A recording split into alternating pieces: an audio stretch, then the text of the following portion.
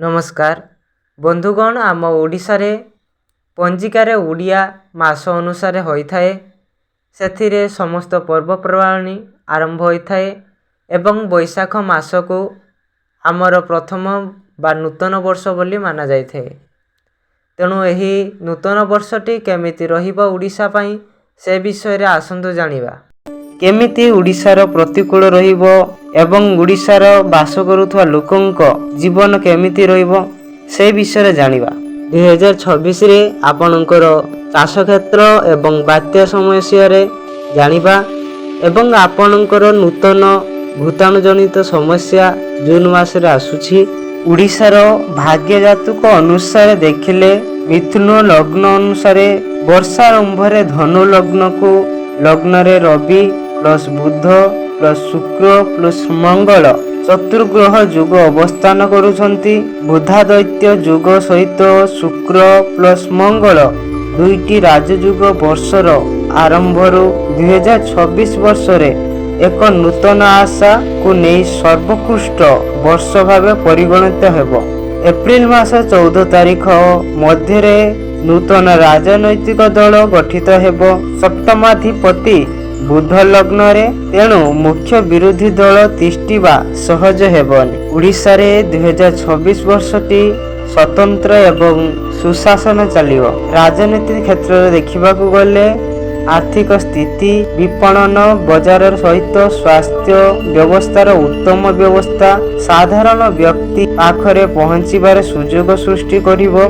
पराक्रम स्थान रे राहुंक अवस्थान वर्ष पाई एक शिल्पायन को नहीं नूतन दिगंत राज्यर पश्चिम दिगरे आहुरी वृद्धिमंत करिवार स्वप्न शिकार हेबो। भातृभाव रे उभय सरकार और विरोधी दल काम करिवे फल समाज रे शांति वातावरण रहिबो। चतुर्थर शनि वर्ष तमाम रहिबे तेणु वैषयिक शिक्षार मान वृद्धि हेबा सहित नूतन शिक्षा नीतिर माध्यमिक स्तररू वैषयिक शिक्षार आदर्श स्थान पाइब। राज्य रे नूतन जातीय विश्वविद्यालय उत्तर दिगरे गढ़ी उठिबार आशा रहुछि। पंचमाधिपति मंगल लग्न रे एवं केतु भाग्य स्थान रे अवस्थान करुथिबा स्थले कर्माधिपति व्यवसाय वाणिज्य गृह बुध द्वादश लग्नस्थ तेणु विश्व बजार रे मुद्रास्फीति हारी बढ़िबो। तेणु देश रे अर्थनीति सुदृढ़ हेबो। बजार रो दर समतुल रहिबो। बजार ओडिशा जातक रे वर्तमान बृहस्पति महादशा चलन हेउछि। चलित 2025 अक्टोबर मासरो बृहस्पति दशा रे शनि अंतर दशा चलित अछंती जहाकि 2028 मसिया अक्टोबर मास मध्य शेष रहिबो। 2026 वर्ष रे व्यवसाय वाणिज्य भल रहिबो।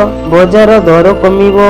मई मास 14 तारिख परे भारत राष्ट्र समूह रे गुरु दायित्व प्राप्त हेबो। शनि मार्च 29 तारिख रु मीन संक्रमण करिसंती। मार्च 4 तारिख 2026 परे चंद्र ग्रहण परे भूताणु जनित रोग समाज रे व्यापी पारे कारण चंद्र पृष्ठ रे उच्चस्थ अधिक घनीभूत हेबो। ग्रीष्मकालीन अधिवेशन रे अनेक मंत्री बाद पड़ी पारंती।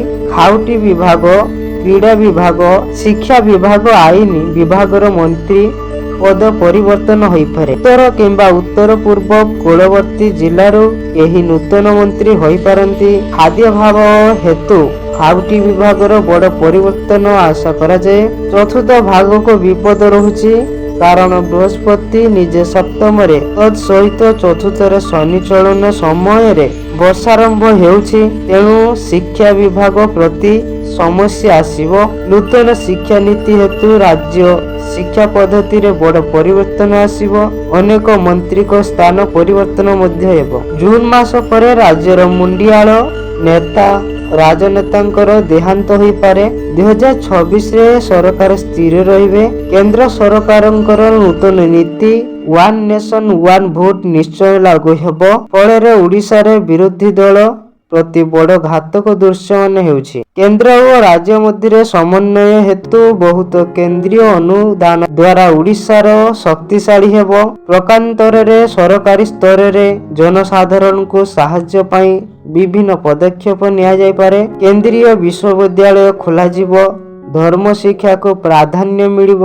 କୃଷି ଓ ପାଣିପାଗ ବର୍ଷକାରକ ଗ୍ରହ ଚନ୍ଦ୍ର ଓ ଶୁକ୍ର ବହୁତ ଉତ୍ତମ ସ୍ଥିତିରେ ବର୍ଷା ଆରମ୍ଭ କରିଛନ୍ତି। ତେଣୁ 2026 ବର୍ଷଟି ଓଡ଼ିଶାର କୃଷି ପାଇଁ ବହୁ ଜଳ ସମ୍ଭାବନା ରହିଛି। ନୂତନ କୃଷି ନୀତି ଯୋଗୁଁ ଚାଷ କୂଳ ଲାଭବାନ ହେବ। ସମୁଦ୍ରରେ ଘନ ଘନ ଲଘୁଚାପ ହେଲେ ମଧ୍ୟ ଏହା ଘାତକ ହେବ ନାହିଁ। ଆସନ୍ତା ଜୁନ ମାସରେ ରବି ମିଥୁନ ରାଶିରେ ପ୍ରବେଶ କରିବେ। ଶନି ମୀନରେ ଚଳିତ କାଳରେ ମହାବାତ୍ୟା ହୋଇପାରେ। ଅଗ୍ନି ଭୟ ରହିଛି।